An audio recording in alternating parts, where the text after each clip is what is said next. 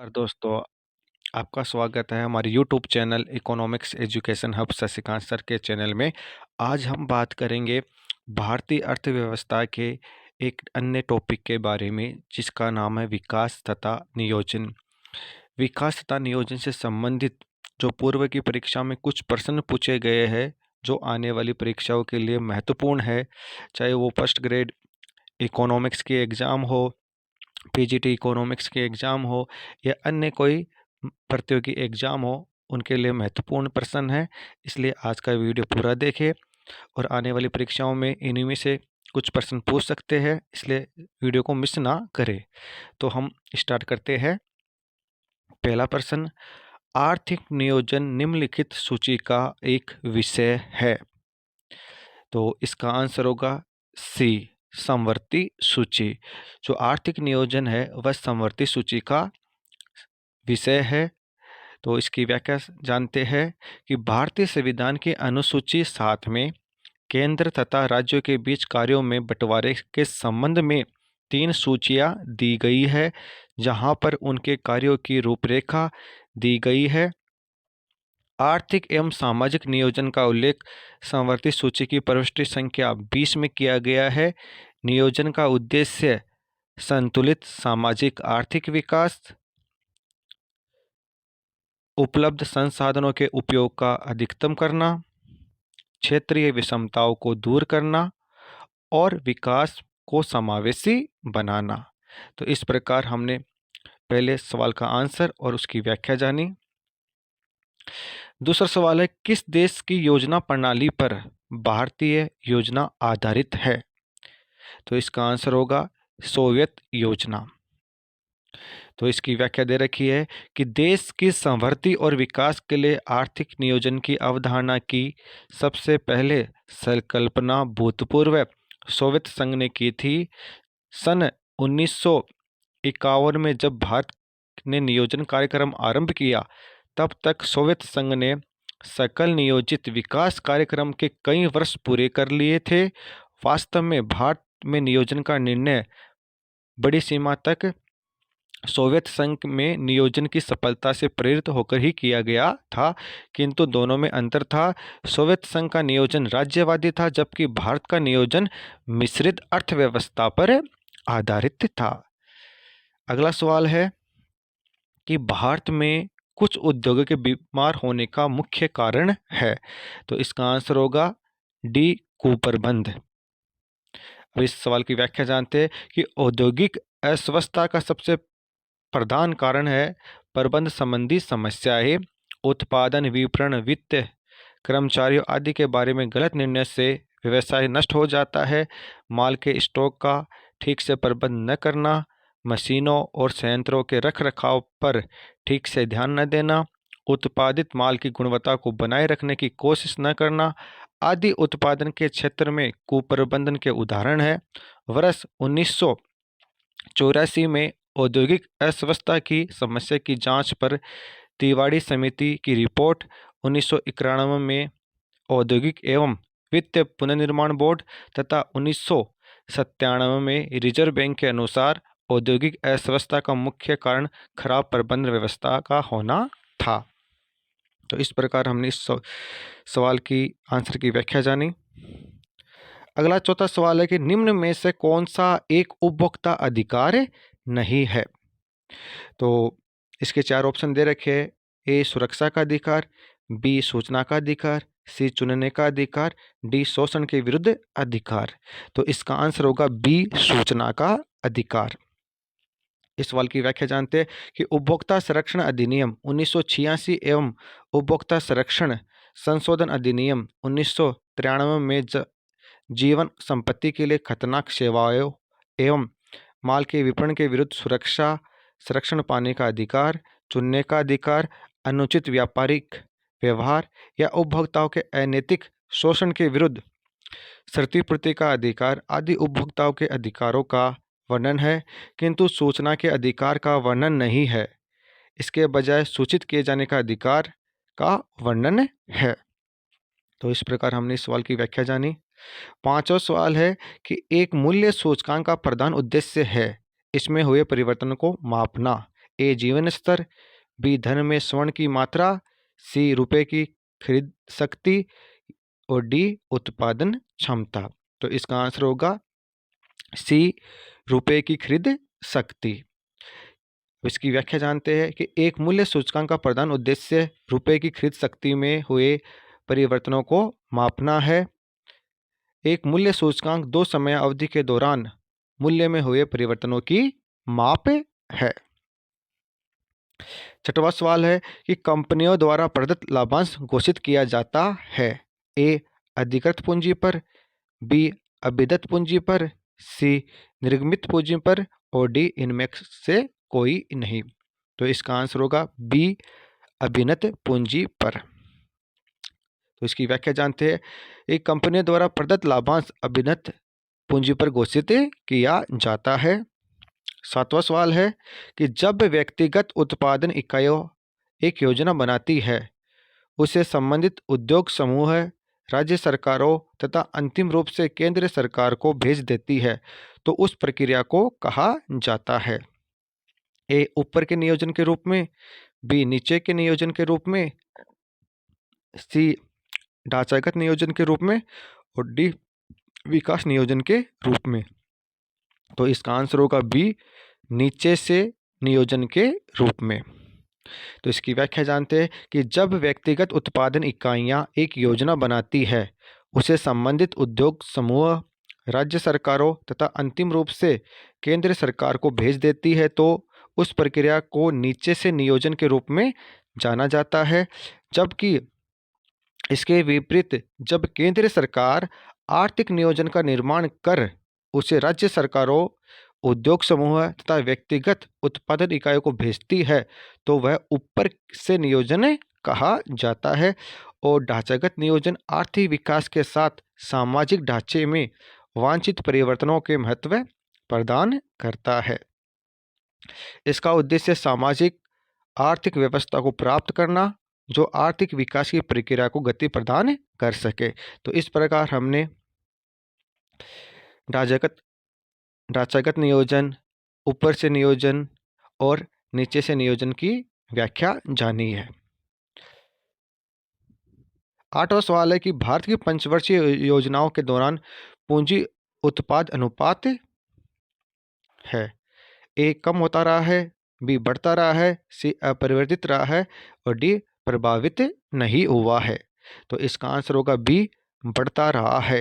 अर्थात भारतीय पंचवर्षीय योजनाओं के दौरान पूंजी उत्पाद अनुपात बढ़ता रहा है। तो आंसर होगा बी बढ़ता रहा है। इसकी व्याख्या जानते हैं।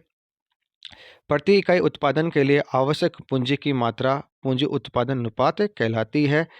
इसमें कमी अर्थव्यवस्था के विकास की लागतों को घटाती है और वृद्धि से विकास की लागतें बढ़ जाती है। तो भारत की पंचवर्षीय योजनाओं के दौरान पूंजी उत्पादन अनुपात बढ़ता रहा है।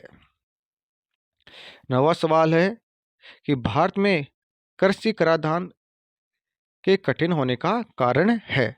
ए जोतों की बिखरी हुई प्रकृति, बी उत्पादन में मौसमीपन, सी विश्व में कहीं भी कृषि पर कर नहीं होना और डी कर संग्रहण में बढ़ता हुआ ऊपरी व्यय और राजनीतिक इच्छा शक्ति में कमी।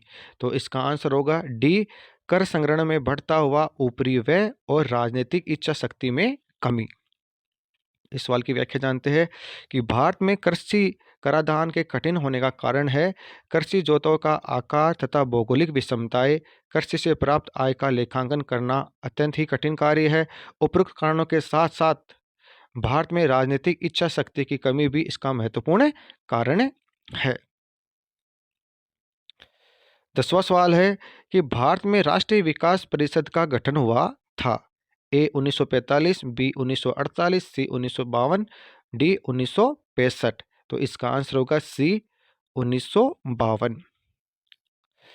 तो हम राष्ट्रीय विकास परिषद के बारे में जानते हैं। भारत में राष्ट्रीय विकास परिषद का गठन 6 अगस्त 1952 को हुआ था।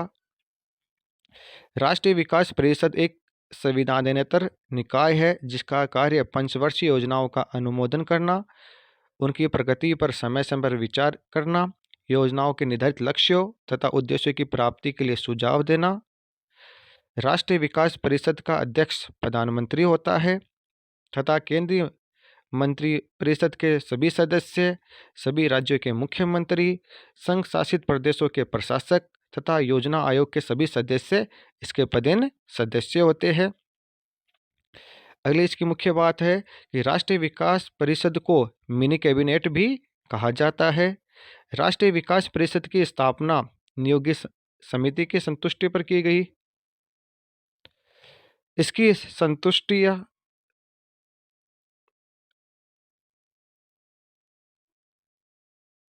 योजना आयोग के लिए बाध्यकारी होती है और यह पंचवर्षीय योजनाओं का अनुमोदन करता है। तो इस प्रकार हमने राष्ट्रीय विकास परिषद के बारे में मुख्य मुख्य बातें जानी है।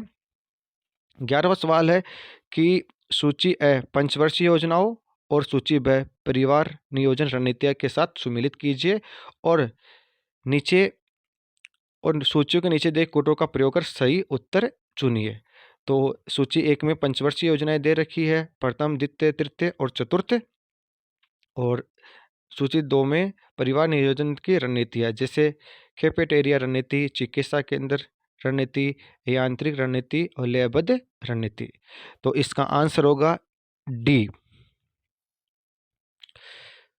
तो जानते हैं इसकी व्याख्या कि प्रथम पंचवर्षीय योजनाओं में लयबद्ध नीति यानी रिंदेम प्रत्यागम, द्वितीय में चिकित्सा केंद्र रणनीति, प्रसार सेवा भी जोड़ दिया गया, तृतीय पंचवर्षीय योजना में यांत्रिक रणनीति और चतुर्थ पंचवर्षीय योजनाओं में कैफेटेरिया रणनीति।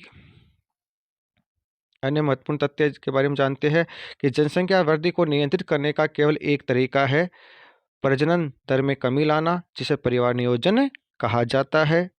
परिवार नियोजन का आशय है किसी पूर्व निश्चित या निर्धारित लक्ष्य के अंतर्गत परिवार के आकार को नियोजित रूप से कम रखने के उपाय तथा कार्यक्रम।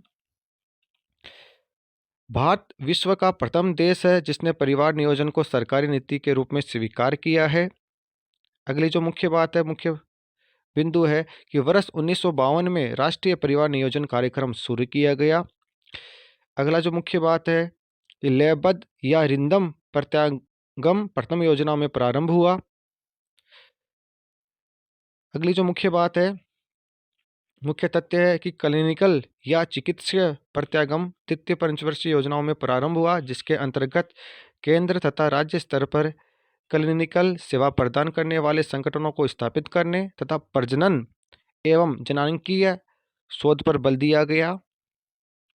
तीसरी है मैकेनिकल प्रत्यागमन तीसरी योजनाओं में प्रारंभ किया गया। और अगला मुख्य बिंदु है कि कैफेटेरिया प्रत्यागम चौथी योजना में प्रारंभ हुआ, जिसमें परिवार नियोजन ऐच्छिक था तथा इसमें स्वीकारकर्ता गर्भ निरोधक की किसी विधि का चुनाव कर सकता था। तो इस प्रकार हमने इस सवाल के जो मुख्य मुख्य पंचवर्षीय योजनाएं हैं उनके बारे में जाना है। 12वां सवाल है कि भारतीय योजना आयोग के संबंध में कौन सा वक्तव्य सही है। ए, यह भारतीय संविधान को परिभाषित नहीं है। बी, इसके सदस्यों और उपाध्यक्ष का कोई निश्चित कार्यकाल नहीं होता है। सी है, सदस्यों को किसी न्यूनतम शिक्षा की जरूरत नहीं होती है। और डी, उपयुक्त सभी। तो इसका आंसर होगा डी, उपयुक्त सभी।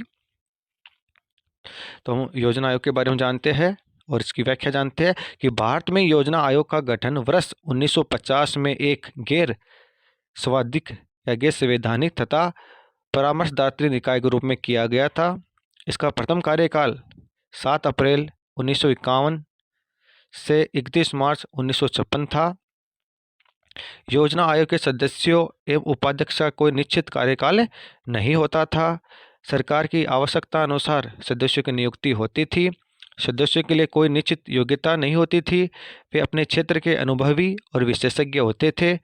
जनवरी 2015 से योजना आयोग को समाप्त कर उसके स्थान पर नीति आयोग को प्रतिस्थापित कर दिया गया है। 13वां सवाल है कि किस पंचवर्षीय योजना का एक उद्देश्य गरीबी उन्मूलन था। ए, प्रथम योजना, बी, तीसरी योजना, सी, पांचवी योजना और डी, 7वीं योजना। तो इसका आंसर होगा सी, 5वीं योजना।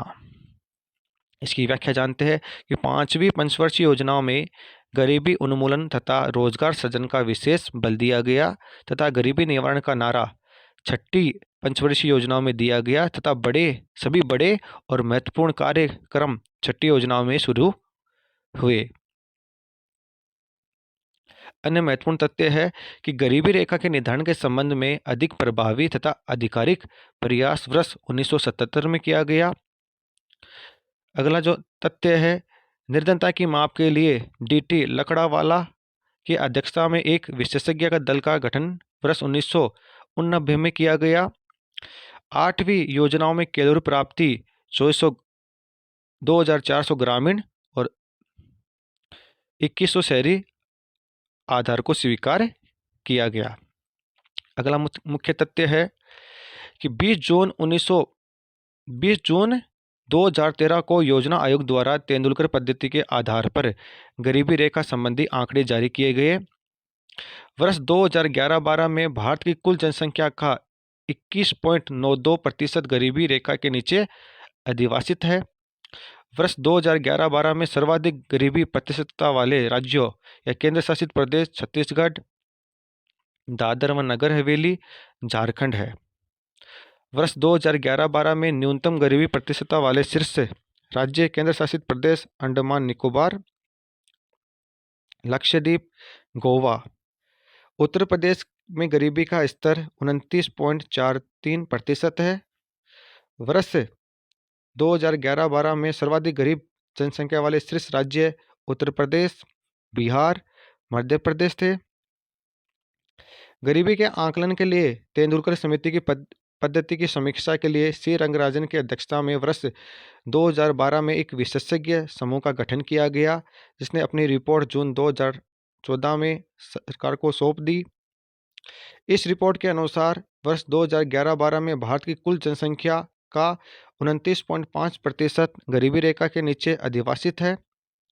इस रिपोर्ट के अनुसार वर्ष 2011-12 में सर्वाधिक गरीबी प्रतिशतता वाले राज्य या केंद्र शासित प्रदेश है छत्तीसगढ़, मणिपुर, ओडिशा व मध्य प्रदेश। और इसके अनुसार वर्ष 2011-12 में न्यूनतम गरीबी प्रतिशतता वाले राज्य केंद्र शासित प्रदेश है अंडमान एवं निकोबार द्वीप समूह है, गोवा, लक्षद्वीप, पुडुचेरी, हिमाचल प्रदेश, पंजाब एवं केरल। इसके अनुसार वर्ष 2011-12 में सर्वाधिक गरीब जनसंख्या वाले राज्य है उत्तर प्रदेश, बिहार, मध्य प्रदेश। 14वां सवाल है कि भारत में गरीबी हटाओ का नारा किस पंचवर्षीय योजनाओं के अंतर्गत दिया गया? ए 9वीं, बी 5वीं, सी 4थी, डी दूसरी। तो इसका आंसर होगा बी 5वीं। और इसकी व्याख्या हमने इससे पहले वाले प्रश्न में कर दी। 15वां सवाल है कि निम्नलिखित में से कौन सी पंचवर्षीय योजना अपने निर्धारित समय में एक वर्ष पूर्व समाप्त कर दी गई? ए तृतीय योजना, बी चतुर्थी योजना, सी पंचम योजना, डी छठी योजना। तो इसका आंसर होगा सी पंचम योजना। यानी पांचवी जो पंचवर्षीय योजना थी वो अपने समय से एक वर्ष पूर्व ही समाप्त कर दी गई। इसकी व्याख्या जानते हैं कि वर्ष 1978 में जनता पार्टी की सरकार ने पांचवी योजना 1974 से 1979 को समय के पहले ही समाप्त करके वर्ष 1978-79 के लिए अनवरत योजना रोलिंग प्लान चलाया। न्यूनतम आवश्यकता कार्यक्रम 1974, खाद्य के लिए बदले अनाज कार्यक्रम 1977-78 तथा अंत्योदय योजना 77-78 का आरंभ पांचवी पंचवर्षीय योजनाओं में हुआ था। इस योजना का मुख्य उद्देश्य गरीबी उन्मूलन या गरीबी हटाओ था। 16वां सवाल है कि महालनोबिस मॉडल आधार था पंचवर्षीय योजना का? ए प्रथम, बी द्वितीय, सी तृतीय या डी पंचम। तो इसका आंसर होगा बी द्वितीय। यानी जो दूसरी पंचवर्षीय योजना थी वह महालनोबिस मॉडल के आधार पर थी। तो इसकी व्याख्या दे रखी है कि द्वितीय पंचवर्षीय योजना 1956 से 1961 पीसी महालनोबिस द्वारा विकसित 4 क्षेत्रीय मॉडल पर आधारित थी। 17वां सवाल है समावेशी विकास की अवधारणा का प्रयोग किस योजनाओं में किया गया? तो इसके 4 ऑप्शन दे रखे, ए 11वीं पंचवर्षीय योजना, बी 8वीं पंचवर्षीय योजना, सी 7वीं पंचवर्षीय योजना और डी 9वीं पंचवर्षीय योजना। तो इसका आंसर होगा ए 11वीं पंचवर्षीय योजना। इसकी व्याख्या जानते हैं। 11वीं पंचवर्षीय योजना 2007 से 2012 तीव्रतर और अधिक समावेशी विकास की ओर की अवधारणा पर आधारित थी। इसके अन्य महत्वपूर्ण तथ्य जानते हैं कि वर्तमान में 12वीं पंचवर्षीय योजना 1912 और 1917 तीव्र अधिक समावेशी सतत वृद्धि की अवधारणा पर आधारित थी। 11वीं योजनाओं में जीडीपी में वृद्धि दर 7.8% रही, जबकि लक्ष्य 8% था। 12वीं पंचवर्षीय योजनाओं में जीडीपी की वृद्धि दर का लक्ष्य संशोधित 8% रखा गया है। कृषि में 4% की वृद्धि दर का लक्ष्य रखा गया है। सभी पंचवर्षीय योजनाओं में सर्वाधिक वृद्धि दर 11वीं योजनाओं में रही, इसके बाद 10वीं योजनाओं में रही। 12वीं योजनाओं में हेड काउंट रेशियो आधारित गरीबी निर्धारण के प्रत्यागम के आधार पर गरीबी को कम से कम 10% बिंदु की कमी करनी होगी। 12वीं पंचवर्षीय योजना में सर्वाधिक व्यय क्रमानुसार इस प्रकार है। सबसे ज़्यादा व्यय किया गया सामाजिक सेवाओं पर 34.7%, ऊर्जा पर 18.6%, यातायात पर 15.7% और ग्रामीण विकास पर 5.9%। अगला सवाल है 18वां कि 12वीं पंचवर्षीय योजनाओं के लक्ष्य कृषि संवर्धन रखी है। तो इसका ए 4%, बी 3%, सी 5% और डी 2%। तो इसका आंसर होगा ए 4%। और इसकी व्याख्या हमने इससे पहले वाले सवाल में कर ली है। 19वां सवाल है कि कृषि क्षेत्र में 10वीं योजनाओं में प्राप्त 2.5% औसत वार्षिक वृद्धि दर के सापेक्ष 11वीं योजनाओं में इसकी वार्षिक लक्ष्य वृद्धि दर है। ए 3%, बी 3.5%, सी 4.5% और डी उपयुक्त में से कोई नहीं। तो इसका आंसर होगा डी उपयुक्त में से कोई नहीं। इस सवाल की व्याख्या जानते हैं कि 11वीं पंचवर्षीय योजनाओं में कृषि एवं संबंधित क्षेत्र की औसत वार्षिक वृद्धि दर का लक्ष्य 4% रखा गया था, जबकि इस अवधि में 3.7% वृद्धि दर प्राप्त की गई। 20वां सवाल है कि हिंदू समृद्धि दर से कौन संबंधित है। ए के एन राज, बी राजकृष्णा, सी जगदीश भगवती या डी अमर्त्य सेन। तो इसका आंसर होगा बी राजकृष्णा। तो इसकी व्याख्या जानते हैं कि प्रोफेसर राजकृष्णा ने भारतीय अर्थव्यवस्था में वर्ष 1980 से पूर्व राष्ट्रीय आय में लगातार प्राप्त होने वाली 3% से 3.5% के बीच अल्प वृद्धि दर को हिंदुओं के विकास के प्रति निराशाजनक मनोवृत्ति से तुलना करते हुए हिंदू समृद्धि दर कहा था। 21वां सवाल है कि हिंदू वृद्धि दर का संबंध निम्नलिखित अर्थशास्त्री से है। A J N Bhagwati, B Rajkrishna, C T N Srinivasan, D A K Sen. तो इसका आंसर होगा बी राजकृष्णा। और इसकी हमने व्याख्या इससे पूर्व सवाल में कर दी है।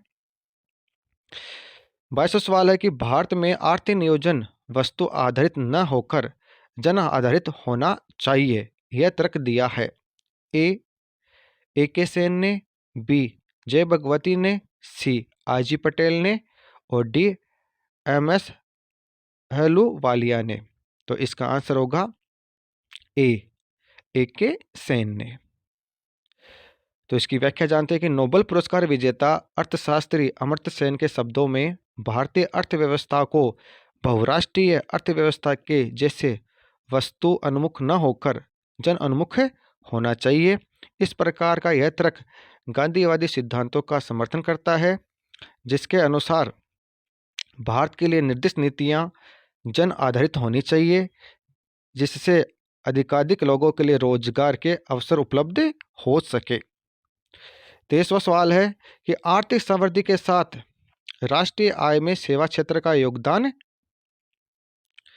ए घटता है, बी बढ़ता है, सी स्थिर रहता है या डी उपयुक्त सभी। तो इसका आंसर होगा बी बढ़ता है। अर्थात आर्थिक समृद्धि के साथ साथ राष्ट्रीय आय में सेवा क्षेत्र का योगदान बढ़ता रहता है। तो इसका आंसर होगा बी, बढ़ता है। तो इस सवाल की व्याख्या जानते हैं कि जैसे जैसे आर्थिक विकास होता जाता है, जीडीपी के विभिन्न क्षेत्रों के अंशदान में भी परिवर्तन होता जाता है। बचत की दर बढ़ती है, खाद्यान्नों के उपभोग में कमी होती है, गैर खाद्यान्नों के उपभोग में वृद्धि होती है, टिकाऊ उपभोक्ता वस्तुओं तथा ऐसी उपयोगी वस्तुएं जिनकी आय की लोच अधिक हो के उपभोग में वृद्धि होती है, सेवाओं का उत्पादन बढ़ता है, औद्योगिक उत्पादन बढ़ता है, परंतु इन सभी में सेवाओं का उत्पादन अधिक तेजी से बढ़ता है तथा कृषि के उत्पादन में कमी आती है। सरकारी राजस्व तथा व्यय में वृद्धि होती है। आर्थिक समीक्षा 2017-18 के आधार पर ग्रोस वैल्यू एडेड के में योगदान इस प्रकार रहा है। कृषि एवं संबंधित क्षेत्र में 17.4%, उद्योग में 27.4% और सेवाओं में 55.2% रहा है। 24वां सवाल है कि आर्थिक विकास के साथ राष्ट्रीय आय में सेवा क्षेत्र का योगदान सामान्यतः, अब इसका ए स्थिर रहता है, बी घटता है, सी बढ़ता है या डी अस्थिर हो जाता है। तो इसका आंसर होगा सी, बढ़ता है। और इसकी व्याख्या हमने इससे पूर्व वाले प्रश्न में कर दी है। 25वां सवाल है कि भारत में राष्ट्रीय आय का प्रमुख स्रोत है। ए प्राथमिक क्षेत्र, बी द्वितीयक क्षेत्र, सी तृतीयक क्षेत्र और डी विदेशी क्षेत्र।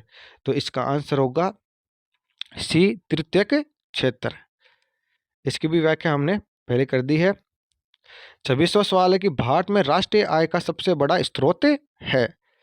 ए सेवा क्षेत्र, बी विनिर्माण क्षेत्र, सी कृषि क्षेत्र और डी सरकारी क्षेत्र। तो इसका आंसर होगा ए सेवा क्षेत्र, क्योंकि सेवा क्षेत्र को तृतीयक क्षेत्र भी कहा जाता है। तो इसलिए तृतीयक क्षेत्र या सेवा क्षेत्र का भारत में राष्ट्रीय आय में सबसे बड़ा योगदान है, स्रोत है। तो इसका आंसर होगा ए, सेवा क्षेत्र। 27वां सवाल है कि भारत में कौन से क्षेत्र सकल घरेलू उत्पाद में सबसे बड़ा संघटक है। ए दे रखा है प्राथमिक क्षेत्र, बी सार्वजनिक क्षेत्र, सी सेवा क्षेत्र और डी इनमें से कोई नहीं। तो इसका आंसर होगा सी, सेवा क्षेत्र। 28वां सवाल है कि वर्ष 2003-4 में भारतीय अर्थव्यवस्था की संवृद्धि दर थी। ए 6.5%, बी 7.5%, सी 8.0% और डी है 8.5%। तो इसका आंसर होगा सी, 8.0%।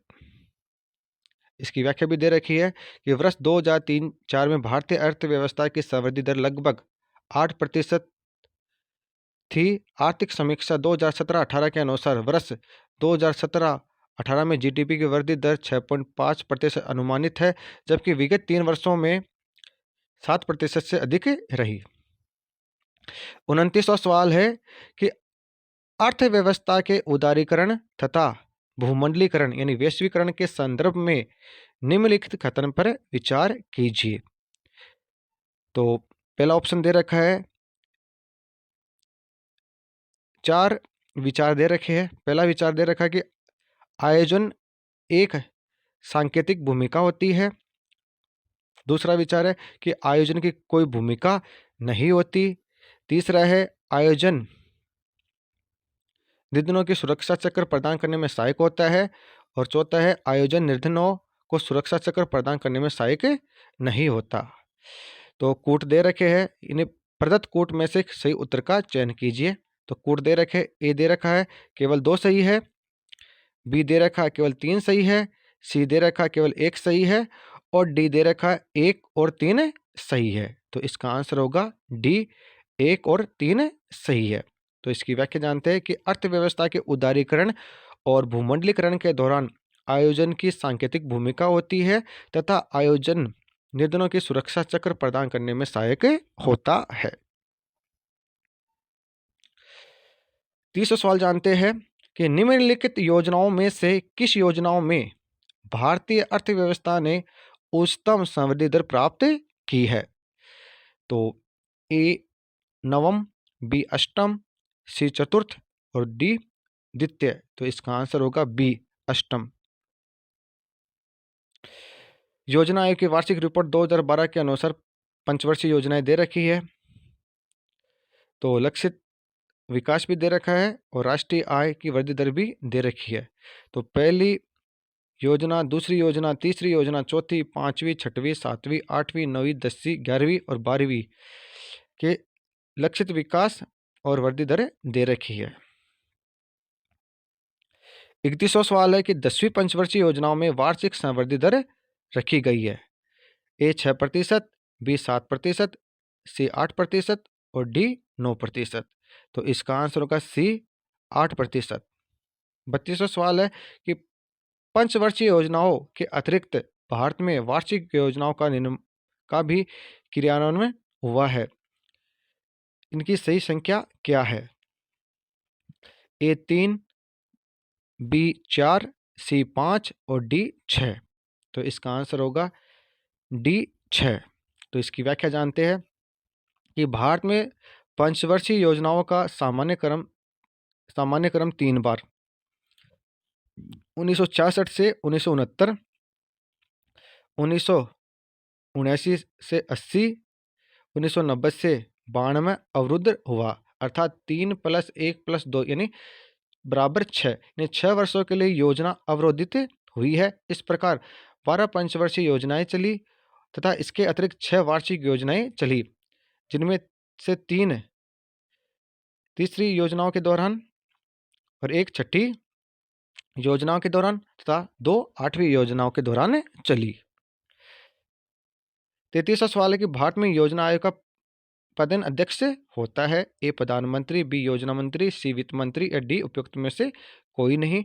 तो इसका आंसर होगा ए प्रधानमंत्री। और इसकी व्याख्या जानते हैं कि भारत में योजना आयोग का पदेन अध्यक्ष प्रधानमंत्री होता है। योजना आयोग की स्थापना 15 मार्च 1950 को केंद्रीय मंत्रिमंडल के प्रस्ताव के द्वारा की गई थी। यह एक संविधानेतर सलाहकारी एवं परामर्शदायी निकाय थी। सरकार ने 1 जनवरी 1915 को योजना आयोग के स्थान पर नीति आयोग को स्थापित किया गया, जिसका अध्यक्ष प्रधानमंत्री है। 34वां सवाल है कि राष्ट्रीय विकास परिषद का पदेन सचिव होता है। ए लोकसभा का महासचिव, बी वित्त मंत्रालय का सचिव, सी योजना आयोग का सचिव और डी योजना आयोग का उपाध्यक्ष। तो इसका आंसर होगा सी योजना आयोग का सचिव ही राष्ट्रीय विकास परिषद का पदेन सचिव होता है। तो आंसर होगा सी योजना आयोग का सचिव। तो इसकी व्याख्या जानते हैं कि राष्ट्रीय विकास परिषद का पदेन सचिव योजना आयोग का सचिव होता है। राष्ट्रीय विकास परिषद की स्थापना 1952 में की गई। इसे मिनी कैबिनेट की संख्या भी दी जाती है। 35वां सवाल है कि भारतीय अर्थव्यवस्था में कौन सा लक्षण नहीं पाया जाता?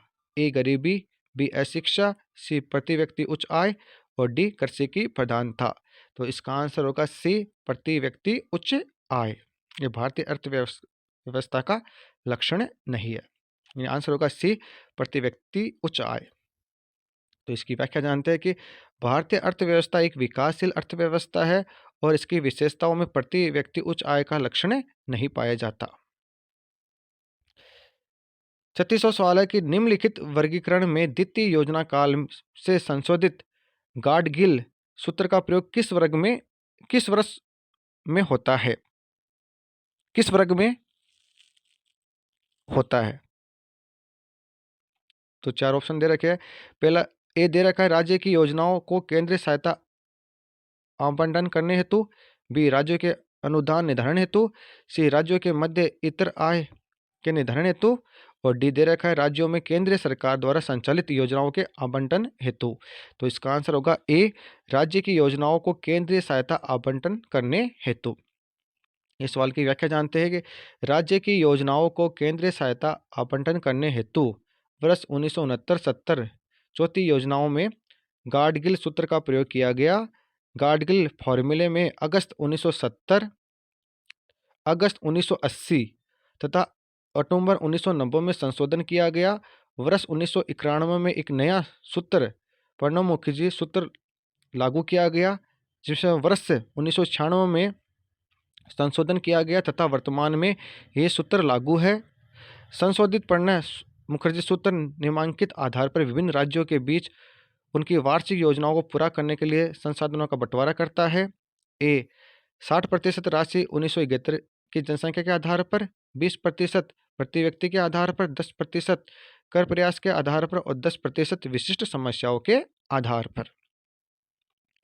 37वां सवाल है कि भारत को अल्पविकसित देश क्यों कहा जाता है? भारत को अल्पविकसित देश कहा जाता है उसकी तो चार दे रखा है।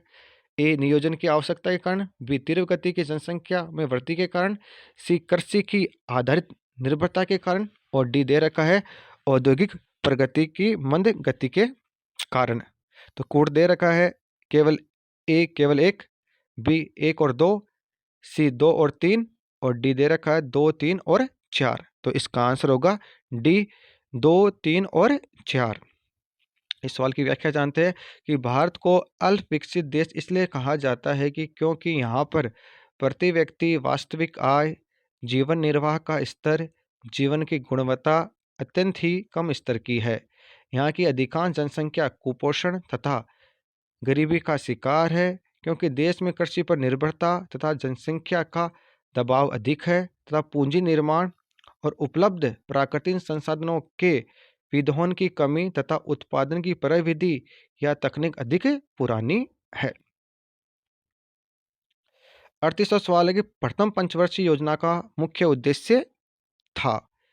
ए युद्ध और विभाजन द्वारा अर्थव्यवस्था को हुई हानि को पूरा करना, बी कृषि औद्योगिक जनसंख्या में वृद्धि करना, सी निर्धनता हटाना और डी है लोगों के जीवन स्तर में सुधार लाना। तो इसका आंसर होगा ए युद्ध और विभाजन द्वारा अर्थव्यवस्था को हुई हानि को पूरा करना। इसकी व्याख्या जानते हैं कि प्रथम पंचवर्षीय योजना के मुख्य उद्देश्य थे। पहला, कृषि क्षेत्र के आर्थिक विकास को सर्वोच्च प्राथमिकता। दूसरा है युद्ध और विभाजन द्वारा अर्थव्यवस्था को हुई हानि को पूरा करना। तीसरा है संतुलित विकास करना। चौथा है न्यूनतम समय में खाद्यान्न संबंधी आत्मनिर्भरता की प्राप्ति। पांचवा है लघु एवं कुटीर उद्योग का पुनरुद्धार तथा औद्योगिकरण हेतु वांछित पृष्ठभूमि तैयार करना। 39वां सवाल है कि सामुदायिक विकास का अर्थ है। ए सर्वांगीण ग्रामीण विकास, बी शहरी विकास, सी पंचायत विकास और डी क्षेत्रीय विकास। तो इसका आंसर होगा ए सर्वांगीण ग्रामीण विकास। तो इसकी व्याख्या जानते हैं। इस सामुदायिक विकास का अर्थ सर्वांगीण ग्रामीण विकास होता है। भारत में पहली पंचवर्षीय योजनाओं के अंतर्गत वर्ष 1952 में सामुदायिक विकास का कार्यक्रम को शुरू किया गया। इस कार्यक्रम में सर्वांगीण ग्रामीण विकास पर बल देते हुए खेती को बेहतर बनाने की विधियों से लेकर संचार, स्वास्थ्य और शिक्षा में सुधार आदि सभी पहलुओं को शामिल किया गया। इस कार्यक्रम में ग्रामीण लोगों में आत्मनिर्भरता, आत्म सहायता और उत्तरदायित्व पर मुख्य रूप से जोर दिया गया।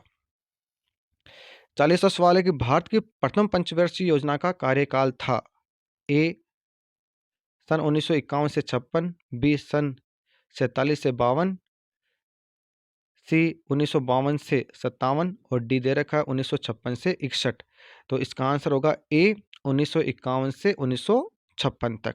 इसकी व्याख्या जानते हैं कि भारत की प्रथम पंचवर्षीय योजना का कार्यकाल अप्रैल 1951 से 31 मार्च 1956 तक था। यह योजना हेरोड डोमर संवर्धी मॉडल पर आधारित थी। प्रथम योजनाओं में मुख्य प्राथमिकता कृषि एवं सिंचाई को दी गई। इस योजना में सर्वाधिक हिस्सा कृषि एवं समृद्ध क्षेत्र का था। लक्षित विकास की दर 2.1 के मुकाबले 3.6 की विकास की दर की प्राप्ति हुई। प्रथम योजनाओं में ही भाखड़ा नांगल, दामोदर घाटी, हीराकुंड जैसी बहुउद्देश्य नदी परियोजनाएं, सामुदायिक विकास कार्यक्रम तथा राष्ट्रीय प्रसार सेवा चालू की गई। प्रथम योजना का मुख्य उद्देश्य थे कृषि क्षेत्र में विकास को सर्वोच्च प्राथमिकता तथा देश के बंटवारे तथा युद्ध से उत्पन्न कठिनाइयों को दूर करना। 41वां सवाल है कि नौवीं योजना अवधि के लिए पुनरीक्षित वार्षिक सकल घरेलू उत्पाद वृद्धि दर है। ए 5.5%, बी 6.0%, सी 6.5% और डी 7%।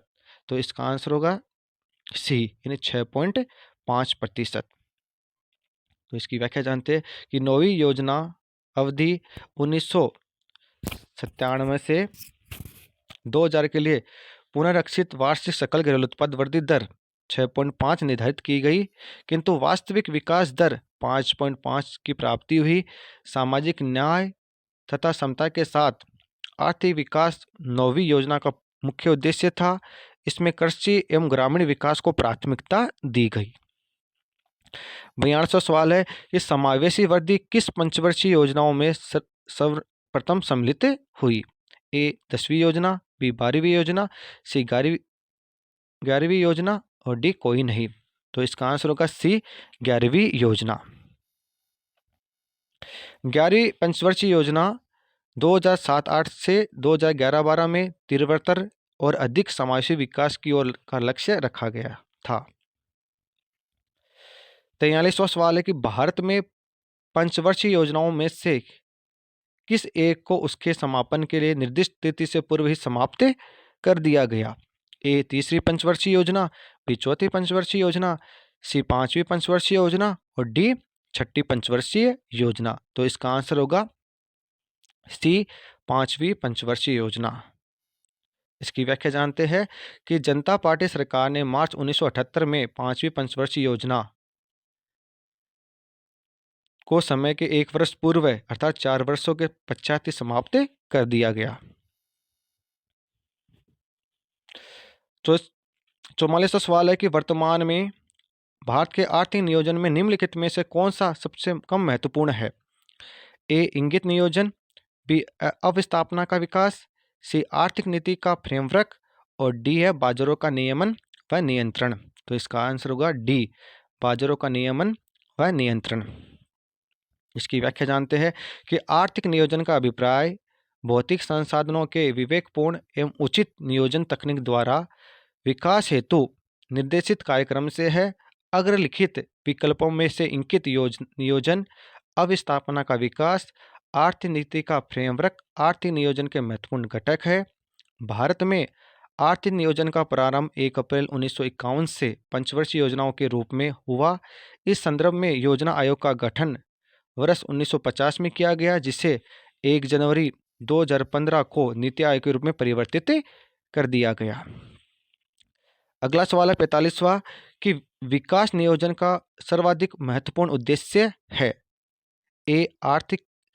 ए दे रखा है अधिक आर्थिक समानता की अवस्था सुनिश्चित करना, बी अधिक आर्थिक समृद्धि और विकास की अवस्था सुनिश्चित करना, सी दे रखा है अधिक पूंजी निर्माण और निवेश का प्रावधान उपलब्ध करवाना और डी दे रखा है पूर्ण रोजगार के लिए अधिक अवसर प्रदान करना। तो इसका आंसर होगा बी अधिक आर्थिक समृद्धि और विकास की अवस्था सुनिश्चित करना। तो इस सवाल की व्याख्या जानते हैं। विकास नियोजन का सर्वाधिक महत्वपूर्ण उद्देश्य है अधिक आर्थिक समृद्धि और विकास की अवस्था सुनिश्चित करना। इसके अलावा विकास नियोजन के महत्वपूर्ण उद्देश्य इस प्रकार है। पहला उद्देश्य है पूर्ण रोजगार प्राप्त करना, दूसरा है आय व संपत्ति की असमानताओं को कम करना, तीसरा है सामाजिक न्याय उपलब्ध कराना, चौथा है अधिक पूंजी निर्माण और निवेश का प्रावधान उपलब्ध करवाना, पांचवा है अर्थव्यवस्था का औद्योगिकरण तथा आधुनिकीकरण करना, छठा है क्षेत्रीय या प्रादेशिक संतुलन प्राप्त करना और सातवां है आत्मनिर्भरता प्राप्त करना। 46वां सवाल है कि वर्ष 2006-07 में जीडीपी की वृद्धि दर थी ए 7.4%, बी 8.4%, सी 9.4% और डी 10.4%। तो इसका आंसर होगा सी 9.4%। 47वां सवाल है कि वर्ष 2013 और 14 में भारत द्वारा प्राप्त की गई राष्ट्रीय आय की वृद्धि दर है ए 6.8%, बी 5.6%, सी 4.8%, डी 6%। तो इसका आंसर होगा सी 4.8%।